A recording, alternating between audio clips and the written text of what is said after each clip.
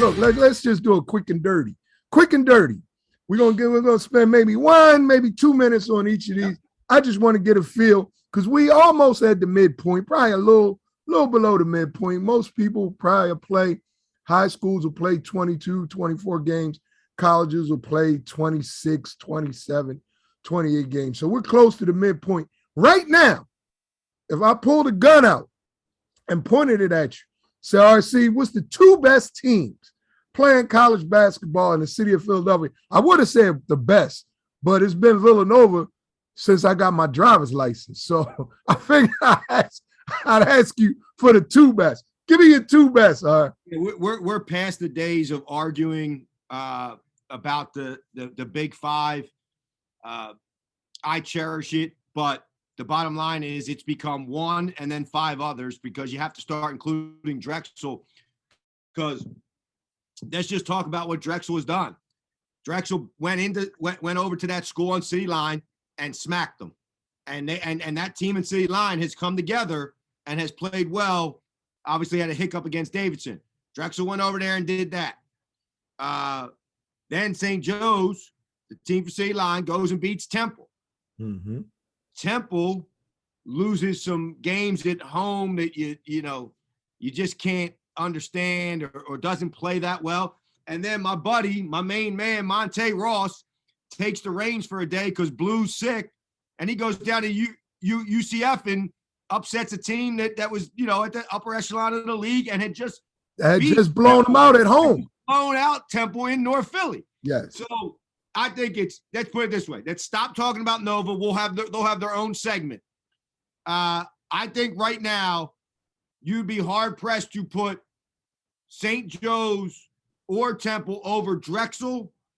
And I think they're just all intertwined. I don't know who's going to have a better year, but then Towson comes up here and Drexel, having one full practice with their team, puts it on Towson, who's a team that's been playing really, really well and should be in the upper echelon of the CAA. So I'm going to have to give the nod to Drexel until St. Joe's or Temple does something more than they have. I like that, RC. I do. If somehow, some way, St. Joe's had been able to, maybe not beat Davidson, but just be more competitive, I think I would have gave the nod to St. Joe's. But Davidson smacked them. They came up here and they smacked them. And Temple, Temple. They didn't leave us any room. They didn't help themselves. Yeah, not when they were on a roll. It was looking good at City A. Beat them at home. Yeah. By double figures. Yeah. But then I saw Coppin take Drexel all the way down to the wire. Coppin got like one win. Coppin had practice uniforms on, Del. You think the Drexel? Yeah, they did have practice. All right. So I can't argue. I really can't argue with Drexel number 2, but it's close. That's that bunch. Drexel, I'm not really sure. There's a Drexel, St. Joe's, and Temple are really close. LaSalle and Penn are lagging behind. Now listen, it is clearly Nova, a group, and then LaSalle and Penn. LaSalle and Penn are just not there right now. I don't know what's going on with Penn. They have a big game tonight with Cornell. Cornell's a very, very good team in the Palestra. So we'll see if Penn can turn it around now that the Ivy schedule has started. But LaSalle, I don't know what's going on up there. And, Penn, those two teams are just really, really behind right now. And just the fact that we're including Drexel, on the tier just below Villanova with Temple and St. Joe's says a lot about what Spiker's been able to do, or it says a lot about what Billy and Aaron haven't been able to do. But for whatever the reason, that gap that used to exist, between the Big Five and the little brother Drexel, it's erased. They're right in the mix. The gap is not there. The gap is not there. Not right now. Not right now. Not right now. I think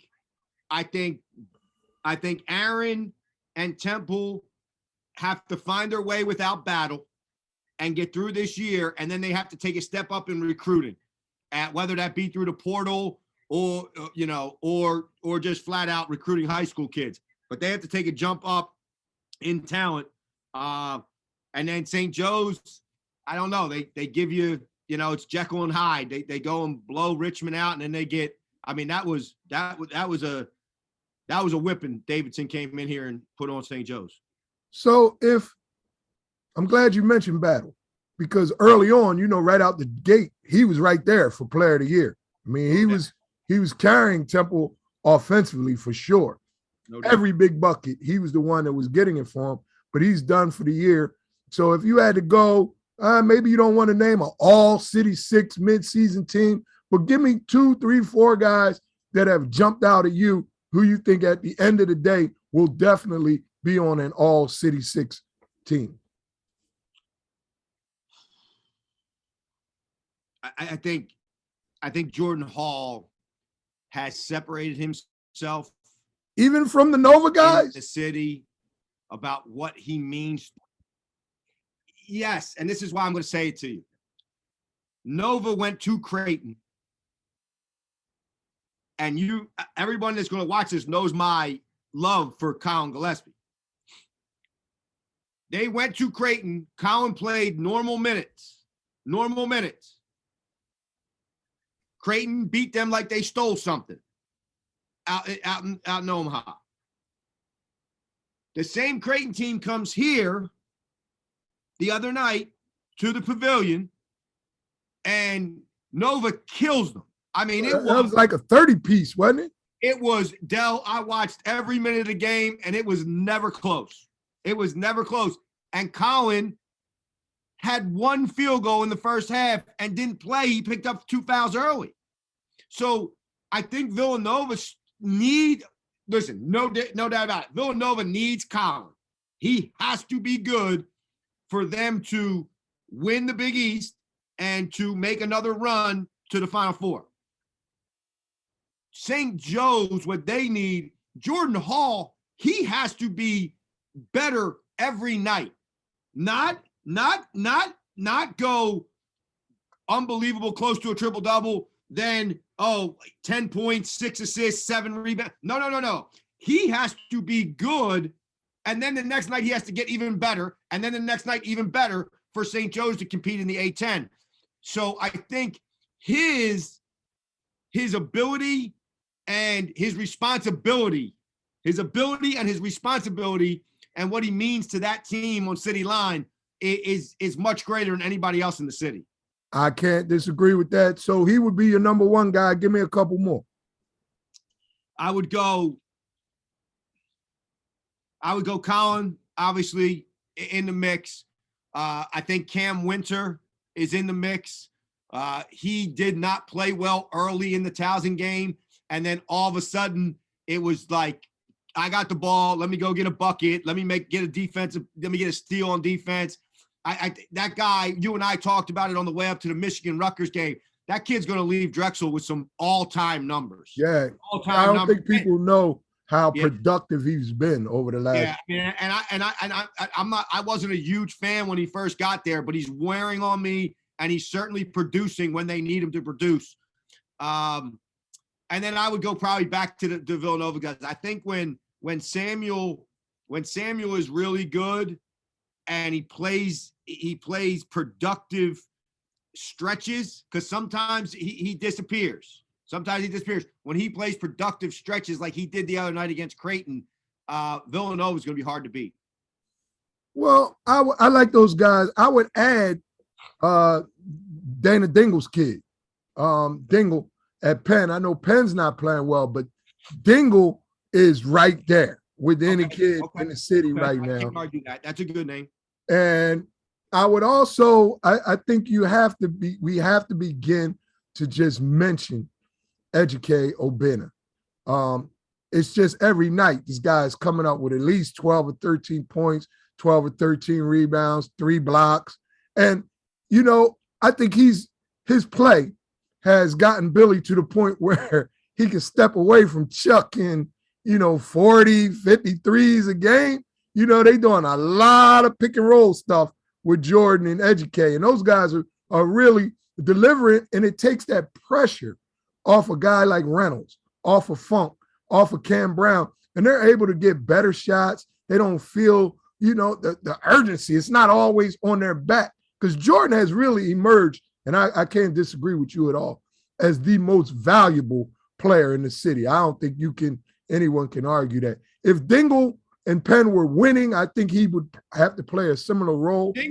Dingle has the same responsibilities. But they're not winning as much as St. Not winning. They just haven't put together wins yet.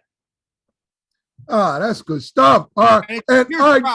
But here's the problem, and we'll go to the next subject. How can we do this and not mention a Temple out? This is the problem with the city. Well, we mentioned Battle, but he's hurt. Now he's hurt. It was always somebody else. Broken Barrel, Greer. They always had a couple. It's Temple. We're talking about Temple. Well, the kid is making shots.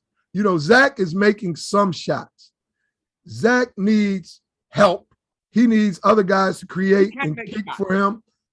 Damian Dunn has had some good moments. The kid Williams is a good player, but he's not a star yet. He's young. He's still a redshirt freshman. He's not a star. You're right. They don't have another star to go along with Battle right now. But Zach Hicks has been making some big shots for those guys. Zach had obviously the one game. And even at Central Florida, he made some big shots. He had the big game at home against Del State, and then he obviously had a nice night against Central Florida. I think if Hicks can do something else off the dribble, off the offensive glass, something else, he can get into the conversation. But right now, he's just strictly a knock it down guy. By the end of the season, Jaleel White may play that role that you're looking for. By the end of the season. Okay. I think, they just have to show that they have confidence in the kid and let him go. Aaron is a what we can glean over the past couple of very conservative coach. He's not out there taking a lot of chances. He doesn't have a lot of patience with turnovers and silly mistakes. He expects kids to go in and do whatever it is that he's implemented in the game plan. So I think that they're starting, maybe they're being forced to, but they're starting to trust Jaleel White a lot more. And he's demonstrating that he can do a lot of things. He's big, he's strong, he can defend, he's got huge hands, he can handle the ball, he can pass the ball. His hands are so big, you almost wonder, can he really become a good shooter? Like, he's got huge hands. They almost get in the way of his shooting motion. But I do like him as a prospect. All right. Okay. I can go with that. And I'm going to get out to see Temple soon. I need to go see them without Battle, and I need to see them in person. And I can't come up with another way of saying it. I don't like saying it this way. But the most disappointing kid to me has been Wong at Penn. Man, when he was playing with A.J. Brador, I thought this kid was going to be like a definitely all Ivy and maybe even a lot more. He's big, he's skilled, he can do a lot of things. But those Penn kids have other interests, man. I don't know. No, you took the words out of my mouth. I just don't know. Like, I can't comment, and I won't comment on a kid that at Penn that explodes onto the scene, looks like he's going to be consistent, looks like he's going to have a great career, and then all of a sudden, the ship starts, waving, and the waves hit him, and he might get, got to throw him a life jacket. I don't know. I mean, this guy, he might be he got a full 2.0. He might be a 5.0 student in the Wharton School. Exactly. He might be millionaire making the next app or something. Who knows? Yes, I have no idea. So, but I do agree. Wong needs to be better for Penn to be. Penn. Yeah.